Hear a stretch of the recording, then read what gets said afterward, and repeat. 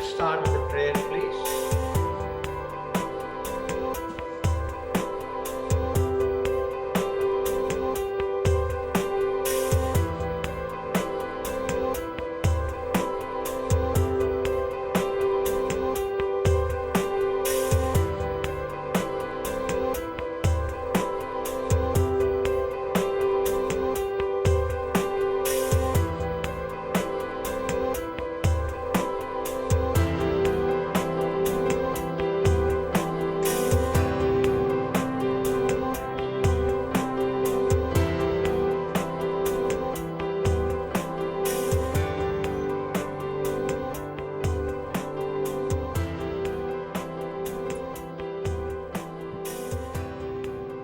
Thank you, my friends. Okay, I will continue with whatever we were discussing before we started the prayer. Chandra, good morning. Morning, sir. Chandra, did you go through that exercise which I sent you? Illa, it's gone through, but not at any decision. I just processing in my mind. Okay. Sir. Now, what I request is, I read this book around 20 years back. This has been taken from a book called The Path by author called Laurie Beth Jones. She has given this beautiful exercise called the mission statement. How do you develop the mission statement? Okay, now I will give you a small synopsis of what is the whole idea behind it. Mission statement is saying that for you to accomplish any mission statement, you must understand what is the purpose and the goal of your personal life. Okay, when you make any mission, you need an action. It has to be forced by the action. And this author has shortlisted 7 columns where certain number of the verbs are mentioned. Now, those verbs represent the action. Okay, so you must have some idea of what could be the purpose and mission of your life. Then you must read the verbs and try to feel, not understand. Try to feel which verb will ignite the action within you for you to fulfill the mission of your life. Okay, so the 7 columns. Go slowly, nothing to hurry up. Read each verb, feel the verb, whichever syncs with you. You will feel it very, very closely. Okay, and then you tick mark. From each column, tick mark 3, 3. So total becomes 21. If you want next stage, out of these 21, you bring them down to maybe 7. Okay? And then finally, you bring them down to only 3 verbs. So those 3 verbs becomes the action point for you. Okay? And then if you read the mission statement papers which this lady has given, author has given, it says, you are here for a certain reason. You are here for a purpose. And she has given some examples of the reasons and purpose. Some people, protection of the nature is very close to their heart. Personally. Some people, human rights is very close to their heart. Some people, helping the homeless is very close to the heart. For somebody, educating somebody is very close to the heart. For somebody, helping the downtrodden may be very close to the heart. Okay, so she gives you some certain examples. Then you can feel which part of this world you really want to make a difference. Remember, it's your personal mission statement. During our sessions, we told so many times, we discussed so many times God has sent each human being for a certain purpose and a reason. So this mission statement, you have to feel that reason and a purpose for which we have been planted in this wonderful world. Okay? We are here to lead. We are here to lead a wonderful life for which we have been sent here. And we are here to make a world a better place. We are here to touch as many people as possible. Okay, so then you have to be in touch with the very purpose and the reason and what area of this world you want to make a difference. Understand? Yes. And one more point this writer will talk about is, to do that, you have to find an avenue. You have to find an avenue. So this whole exercise will go in a sequential manner and then work it out. Even after satsang, whenever any one of you need to discuss this, because for me it is very important. I feel every human being must have a mission statement. First, for their personal life, and all of us who are in a corporate world or in the professional world, you must have a mission statement of your business also. This mission statement actually acts like a north pointer, a navigation tool. So it will always guide you and you will know yourself whether you are moving in the right direction. Because it is a navigation tool. Because unless you remember the purpose of your life, how will you know whether you're moving towards a purpose or not? The purpose is like a destination for you.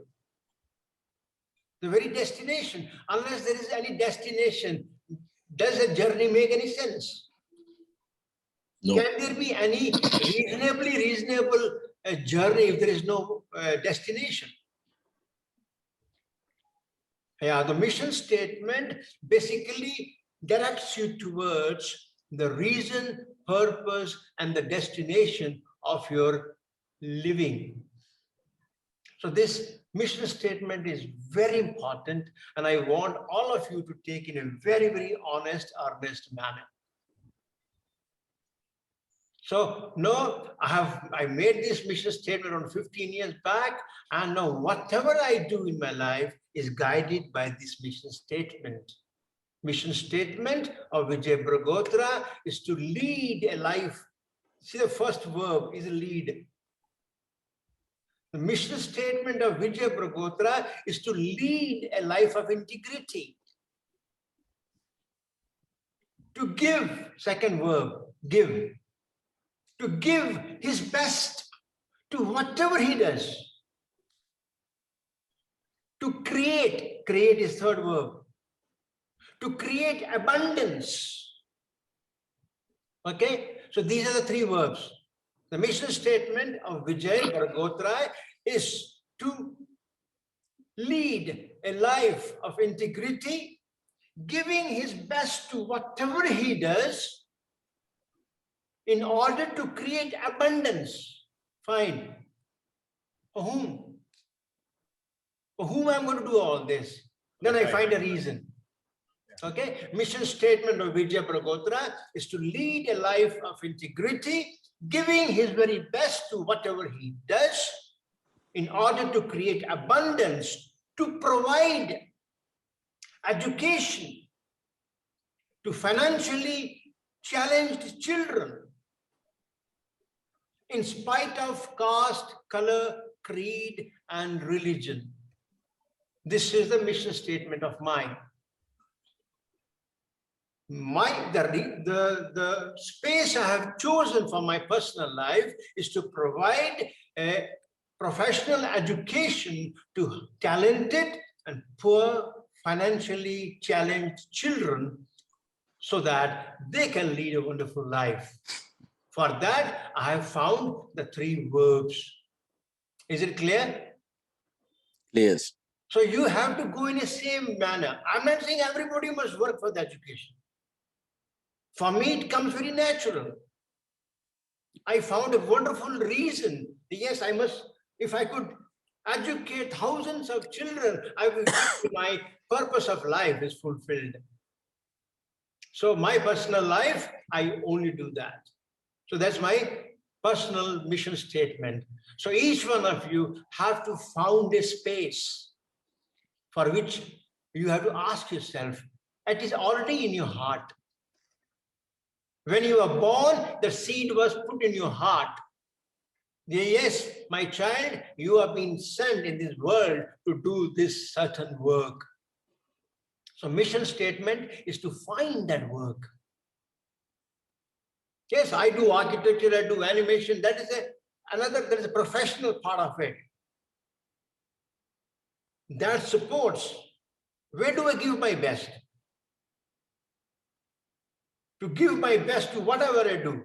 That is in my professional field. Whatever a mission statement has to be accomplished in this way, I have to raise the funds only through my own working. Understand? So I want each one of you to feel, maybe spend some half an hour, whatever time it needs. Just ask yourself, what is the, I told you once, filling the blank. Remember filling the blank?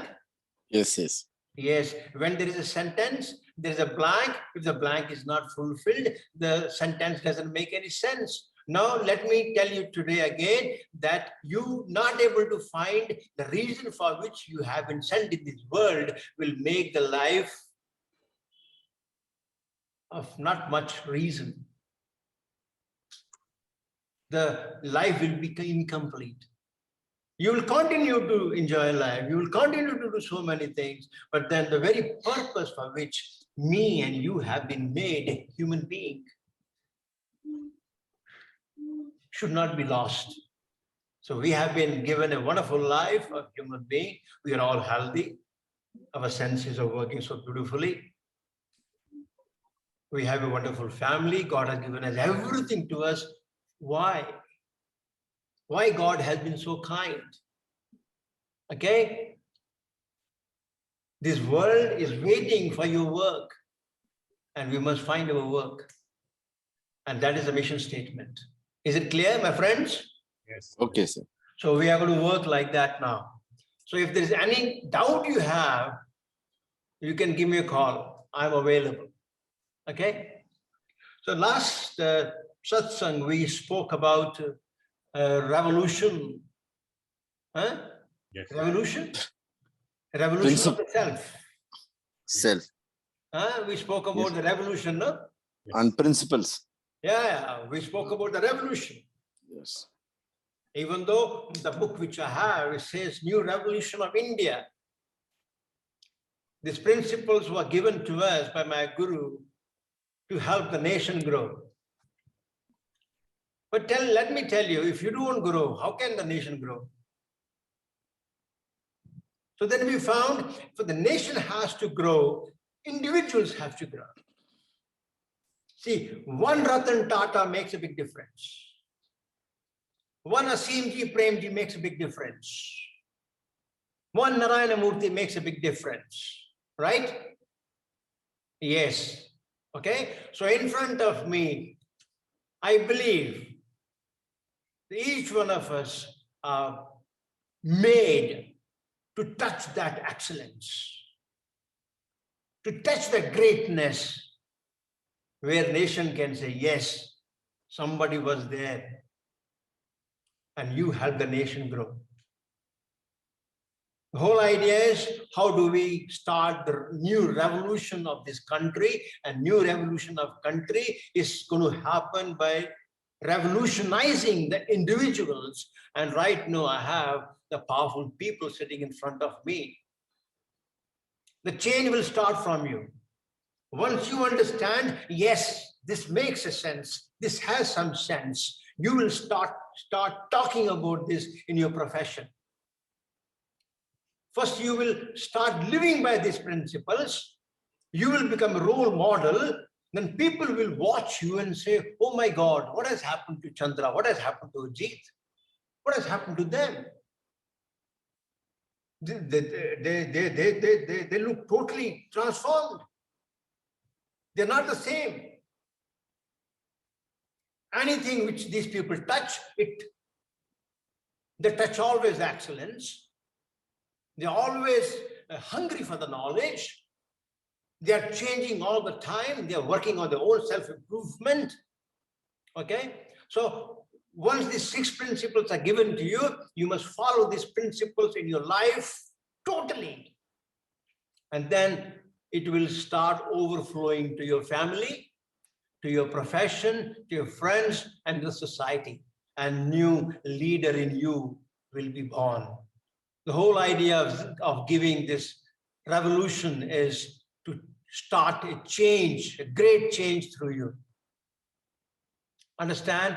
So last satsang, we spoke about 2 principles. What about those 2 principles? Efficiency. No, it was not efficiency. Effectiveness. Effectiveness. Yes. First principle is effectiveness. And second one was? Efficiency improvement. No. Self-improvement. My friends, I want you to have a total attention. This is very important. We are here to create a great grand change. The first principle on which this new revolution will start is called effectiveness. We said last satsang, you may have all the degrees, but you cannot produce a desired result, you are a failure. Effectiveness is producing a desired result. We want people who can produce results. Nation wants people who can produce great results. We got to be highly effective in whatever we do. In a silent manner, it is buried in my mission statement to give my best to whatever I do. Giving your best to whatever you do is effectiveness. Don't do work if you cannot do it 100%. Don't touch it. Refuse to touch that work which you cannot do with all your heart and soul. Find out the desired result and do it perfectly. My master says, 0 defect manager. Chandra? Yes, sir. 0 defect manager. Balaji? Yes. Ravi? Ajit? Ish? 0 defect manager. If any work which comes to you, the world should rest assured, nothing to worry. Chandra is working on it, it has to be the damn perfect work. That is effectiveness. No, Chinese Toyota company? Yes. They are known for being effective. Highly creative, highly effective companies. Okay? We, unfortunately, in India, find very difficult to pour heart and soul to whatever we are doing. We say, okay, just finish it up. Finish the damn thing off. This finish the damn thing off is not for the revolutionists. If you want to be a revolutionizing person, you have to drastically change. Your whole mindset has to change. You must understand that I have been made for a great work. I'm not here for a flip shot work. Yes, I have been doing it because it's okay. The world can accept a flip shot work from you, but you cannot accept it from yourself. Don't accept the half-hearted work from your own self. Am I clear? Yes. See, in satsang, I don't know whom I'm talking to. In satsang, I will speak what matters to me, what I feel is truthful. Sometimes it may hurt. Truth always hurts. We have fooled the world. Sometimes knowingly and unknowingly giving half-hearted work. It's okay, world is accepting it.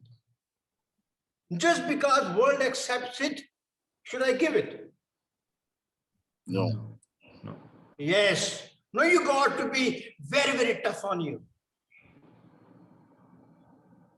You will not allow the work to leave your table unless you're 100%.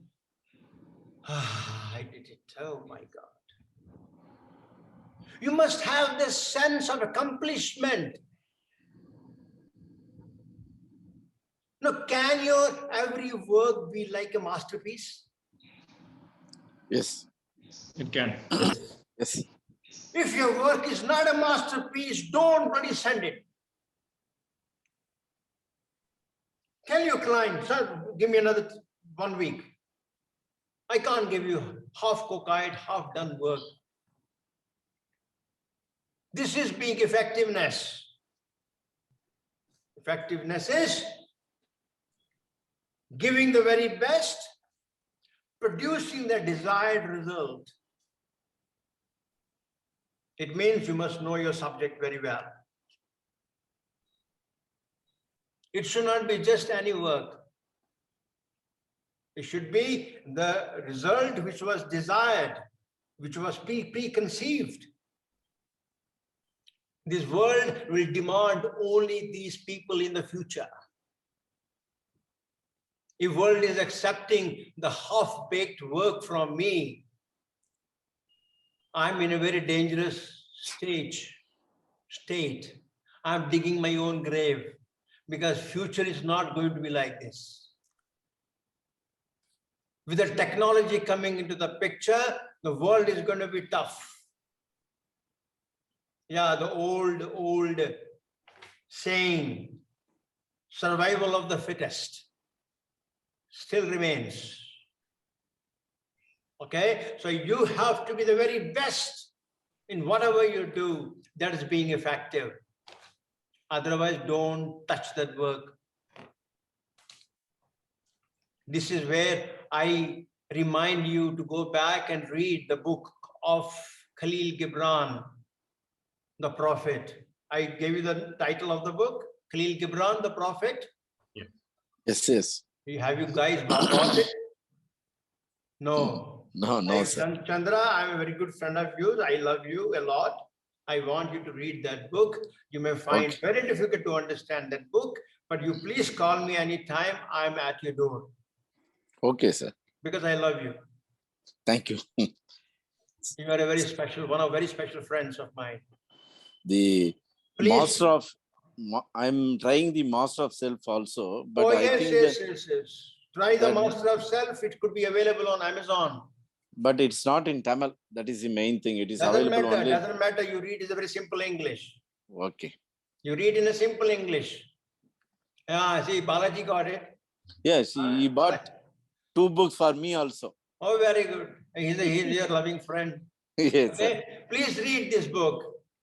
This book is a fantastic book, very simple book, lovely book. Now I want you guys to pick up the Balaji. Do me a favor.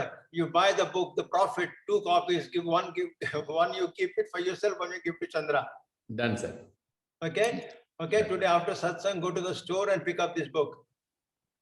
Let Sure. me tell you, this is in a very deep poetic form, poetic manner. Poetic language sometimes becomes difficult to understand. But there is a possibility you may find a Tamil version of that book. Even if you don't get a Tamil version, read the English. It is the most beautiful book I have read in my life. The book came to me in the year 1992. 30 years. This book has been with me. And even now when I start reading it, because things are changing, I'm evolving, I get a different message. Okay? Okay. So last satsang we spoke about effectiveness. Understand? Yes, sir. Is effectiveness clear now? Clear, sir. Okay. The second principle, Self-improvement. self-improvement. Okay? The day you are not doing any improvement on yourself, if you're not learning something new every day, you have wasted one day of your life. There is so much to learn. You must always ask yourself, can there be a better way of doing what I have been doing for last 6 months or 1 year? If you have been doing something same way for throughout your life, it means you have not improved. You are not working on a very powerful foundation and a principle called self-improvement. And please note it down, it's only the human world which can work on a self-improvement. Only you have to challenge the status quo. If you are happy with the things what are going around you, the way you have been doing certain work, the certain way you have been doing, and you're not challenging it out, it means you are not growing. Self-improvement is another mission, is another principle which we as a revolutionists must work on. Even when you are making a dish, you can ask, can it be made better? Is there a better way of doing a dish? Even when I'm mopping the floor, I can still ask, can I find a better way of mopping a floor? Any activity you do, you must challenge it. You must question yourself. Am I making it better? Am I improvising over it? Am I improving over it? This is again, the Toyota company comes into picture. There is a very powerful and strong Japanese philosophy called Kaizen. Have you heard the terminology called Kaizen? Yes, yes. Kaizen is continuous improvisation. Continuous improvement is the only way forward if we have to be the leaders for which we have been born. My friends, no, you are in a special space. Not because Manjeet is sitting with you, because we have chosen to be part of this satsang. We have to drastically transform ourselves because the whole Creator has created this whole event. I strongly believe. I'm not here to say anything to you. I only sit in my prayer and say, speak whatever you feel like speaking through me. As an instrument, I sit in front of you and I feel we as a human being are the luckiest and we must fulfill the God's mission, God's reason. Whatever we have understood from the science of God, this much we are clear, hopefully, that I am a spoon from the same container. I am a spoon taken out from the same container. If my so-called the supreme nature or a God are nothing but the infinite love and infinite energy, infinite creativity, I am part of that. And as a human being, my mission must be, can I allow the infinite creativity, infinite energy, infinite bliss to work through this body, mind, and soul? We are chosen ones. We are lucky ones. We're talking to each other. That's why there are only 6, including me, 7. Okay, so we must work on a continuous improvisation of our thoughts, speech, and actions. Every work we do should be better than the yesterday. My master used to say, my today must be better than the yesterday. My today must be yesterday plus, plus, plus. Is it clear? I want you to refuse to remain stagnated. The moment anything gets stagnated, what happens? No development. Stinks. It Spoils. stinks. Moment the water gets stagnated, it stinks. It smells. I'm giving a simple example. Moment, and see, you must understand, it's not we, it's a life which is moving forward. Life has to move forward and life cannot stagnate. And it's my responsibility that I must work on the continuous change within myself, continuous improvement within myself, if I have to really make this God-given life meaningful and of some significance. Is it clear? Yes. Okay, so today we are going to touch two more principles. Okay? The Okay, third sir. principle is called respect. Respect. R-E-S-P-E-C-T.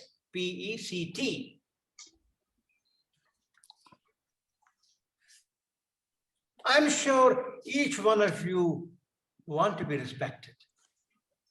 I want the answer. Yes, sir. Yes, Maji. And I'm sure when you're respected, you feel good. Yes. And if you want to be respected, shouldn't it be your responsibility to respect other human being? Answer. Yes. Yes, yes, sure, sure. Yes. Okay. We must understand that for any civilization to be called civilization, respect is very fundamental. If there is no respect for human beings and for the nature around, we are not a civilized society. If I have to call myself civilized, the least I must do is give respect to people. Give respect to the nature. But what happens? You look around. You look around what happens in the nature. Look around what happens in this world. Many times you think that world has forgotten how to respect another human being.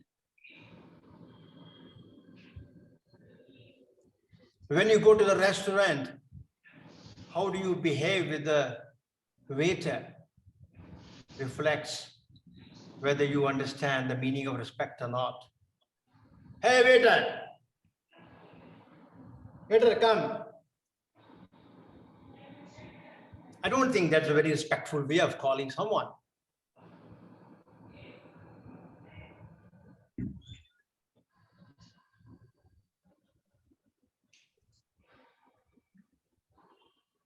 Respect is fundamental. You want to be respected, another human being must be respected. So look around what happens. Many a times, with the due respect to my friend Isha, I'm not pointing towards you. I'm just telling generally to many times what I see around. People have a lot of pets in the home. No, they take so much of care of the pets. Sometimes ignore the human beings. They give the best of biscuits to the pets.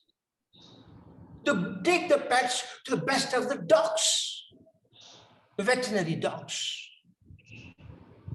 And they forget another human being in the home.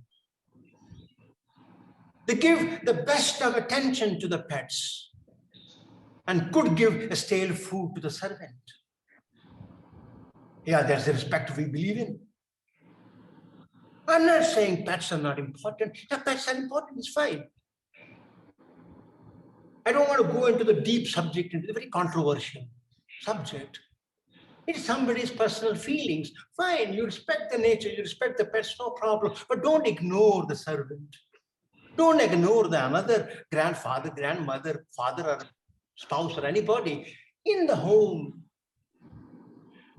How can my respect for how can my respect for the animal be true if I don't respect another human being?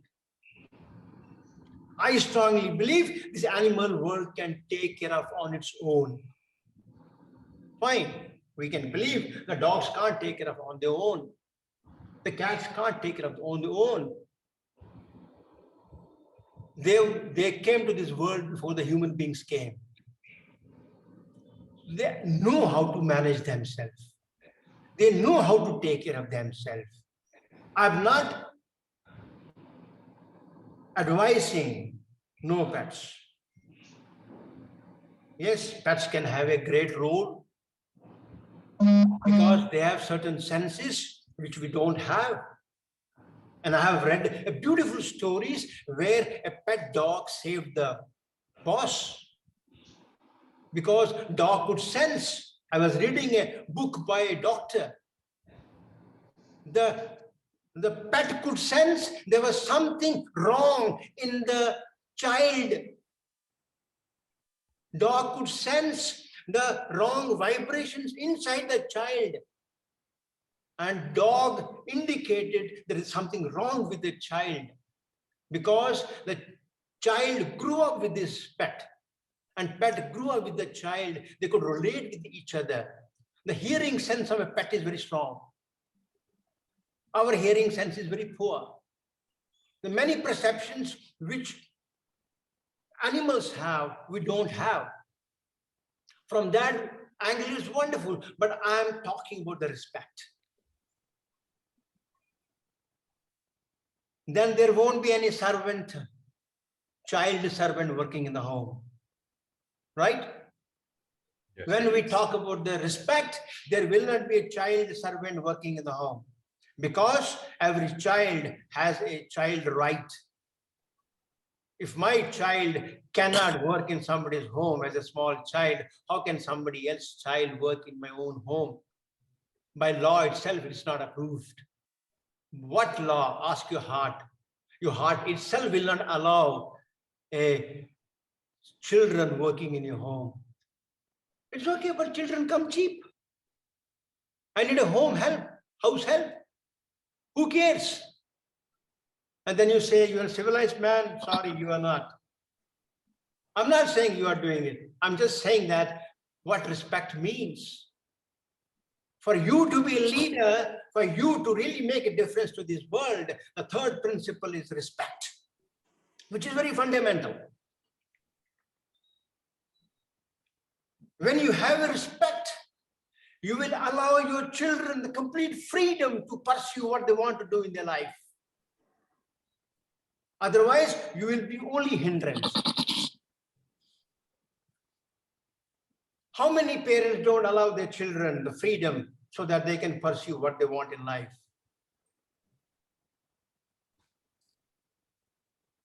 If we value respect, we must value the respect towards our children. We must respect our spouse. We may have differences. Every two human beings will have differences. I may not agree on many matters with my spouse, but the least I must do is give respect to my spouse. Hey, how can you be a leader outside in the world if you are not a leader at home? Every member of your home should look up to you. They must understand, oh yes, he means what it means by being a civilized human being. Have you ever seen how the grandparents talk to the grandchildren? Huh? Yes. No, they talk with so much of love and compassion. Understand? Yes. Why can't two grown-up adults talk the same way?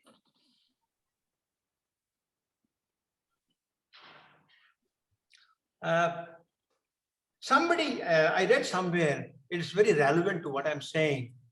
No, they said, no, when two people are angry, no, why do they start shouting at each other? Very nice stuff I got. When two people are angry with each other, they invariably start shouting.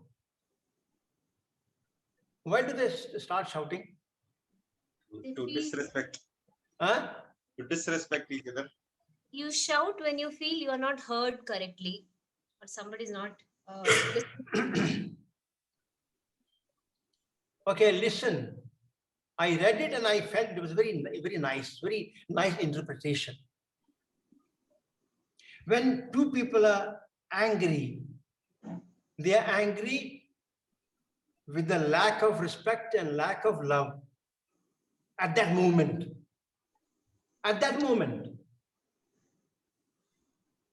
Okay. Now, generally, if you have to communicate with somebody, when do you need to shout? Only when the distance is too large. Suppose from your home, you have to communicate with your neighbor who is 100 meters away. You have to shout, no? Understand? Yes. So practically you need to shout only when there is a separation, a distance between two hearts.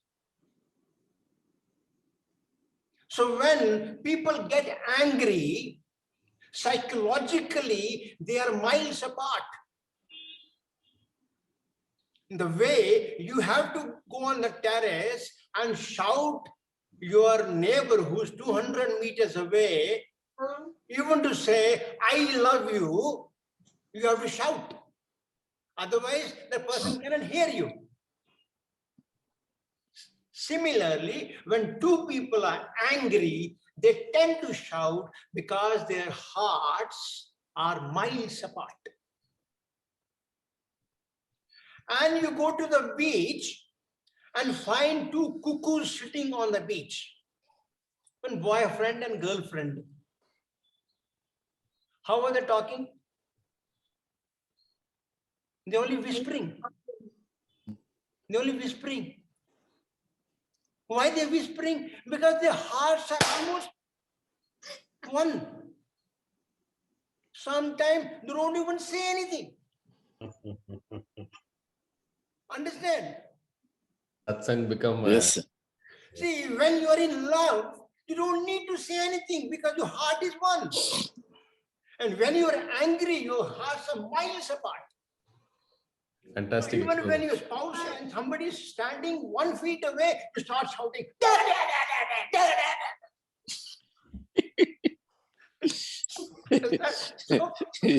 So I found it very interesting. It made sense to me.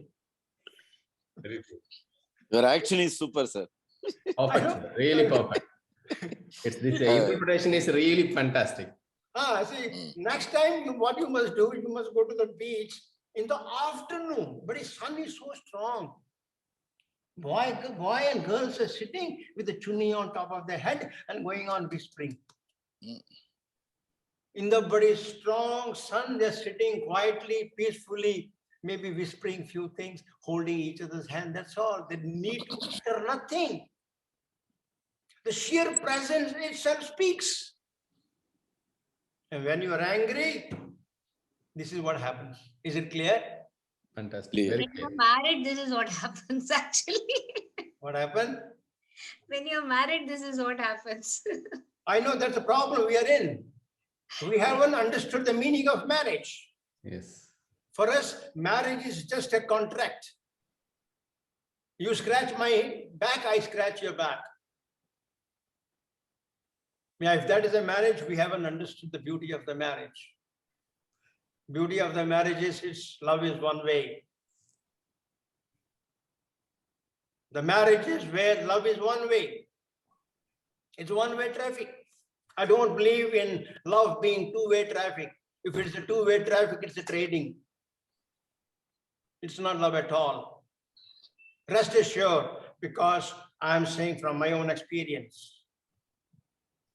Love must be a one-way traffic. I love you in spite of you. Is it clear? Clear. So third principle is respect. Respect. So I think more than that doesn't need to be said. We're all mature people. We can ask ourselves, where am I faltering and where I need to do corrections? Okay? You cannot relate with people unless you respect people. Chandra, people will not be able to follow you as a leader if you cannot give respect to them. Sure, sir. Sure. Okay? We must understand leadership is not a status. Leadership is a Responsibility. responsibility. People think leadership is a status, they're fooled. Leadership is a responsibility. Responsibility of whom? On all the people whom he is leading. He takes the first bullet on his chest. That's what happens in the army. Army captain is in the front, not in the back. Okay? Army captain is fearlessly moving forward because he has to lead his team. He protects his team. He's in the front. Okay? So the first principle was Effectiveness. Effectiveness. second Self-improvement. principle, Self-improvement. third principle, Respect. Responsible. Respect. respect. Yes. Respect. Respect. And here comes the fourth one. It's called constructiveness. It's called Constructiveness. constructiveness. Every action will produce a result. I want the answer. Every action will produce a result. Yes. Yes. Negative actions will produce only destructive work. Answer, yes or no? Yes. Yes. Yes, yes. And only positive actions will produce constructive work. Yes. Yes. Yes, the fourth pillar of this new revolution is being constructive. Being constructive. Being positive. Constructiveness is a deep foundation over which the high-rise buildings can be set. Constructiveness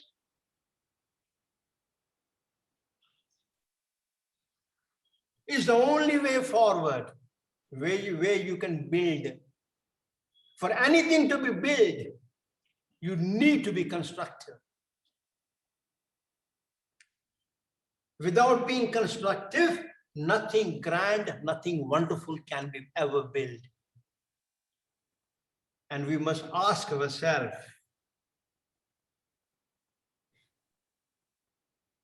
am I working on this principle on a regular basis? Being constructive. No, during my earlier satsang, I made it very clear. Thought is the most powerful energy. If you have to be highly constructive, your thoughts has to be very constructive.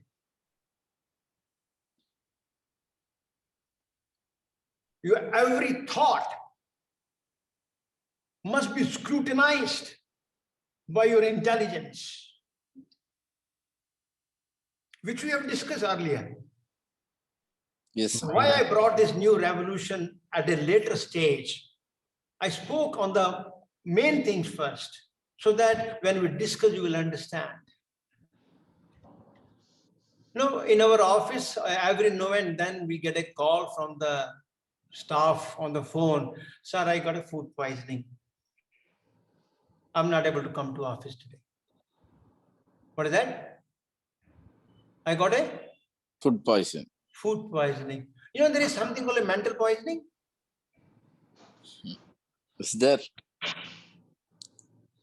Yeah. Am I aware that I am also suffering from a mental poisoning? Yes, sir. Yes, sir. We are aware. I am aware. Yes. Being aware of my mental poisoning is being constructive.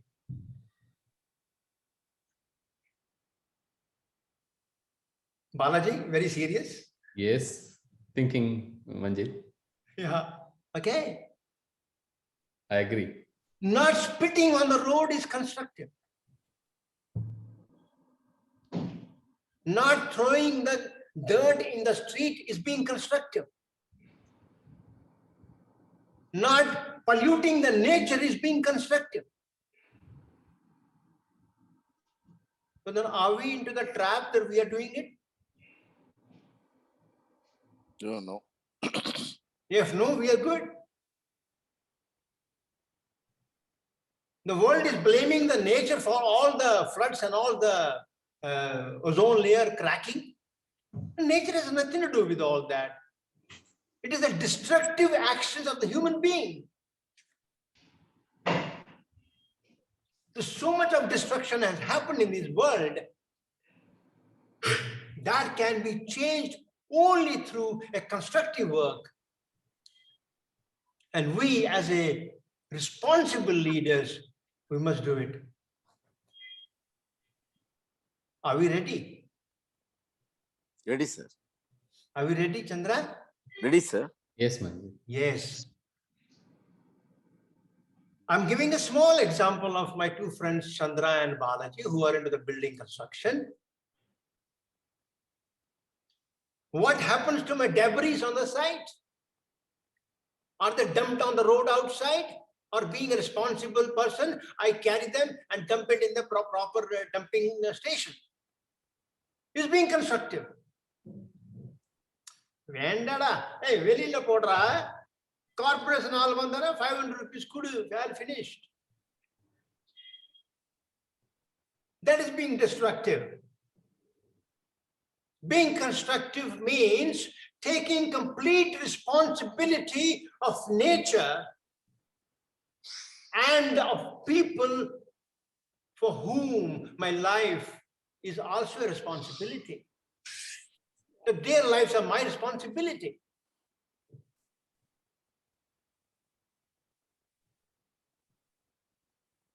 Being constructive is to find the right avenue of your work. Being constructive, I'm repeating again, to give your very best to whatever you're doing. Being constructive is to really make a big difference. And again, as I told you, it is all getting again related to your mission statements. You must find an avenue in which you must do a constructive work. Constructiveness, as I said, means to build, to create. What is that? I feel like building. Actually, whatever I'm sharing with you is from my guru and my training program called MILT. I shared, you know, the MILT stuff also. Yes, What was yes. the MILT? I have feeling you might have forgotten. Can you tell me what is MILT? Maximize. Maximize. Maximization. Improvise. Improvise. I for? Investigate. Improvisation. Improvise. No. Okay. Yeah. M for maximization. I for identification. So identification. L for love. L for love and T for tuning. Tuning. Yes, sir. Okay. MILT. For me to maximize myself, I must identify myself that I am the part of the real source. And the source is pure love, infinite love. And I get tuned to that love and nobody can stop you. Nobody can stop you for you to maximize yourself. Okay. So maximization is being constructive. I found this avenue through MILT itself. I was introduced to the home for the parentless children. In '93, I got introduced to Snehalayas. Now, today I feel so good. Now, some of those children are growing so well. And one of the child has done PhD in Illinois University in America. Some of the boys have become architects, engineers. They're working in foreign companies. They were all small parentless children who came, we came in their introduction. They became part of our family. And our master said, what is the fun of making you leader if you cannot make a difference to this world? And I'm asking the same thing to you. Why should we try to be a leader if we are not going to make this world a better place to live in? We must make this world a better place to live in because we are special. You are a God's messenger. You're a God's lieutenant. You are a God's commander. This is my belief and total faith. And then we have built a school in a place called Shimultala in Bihar.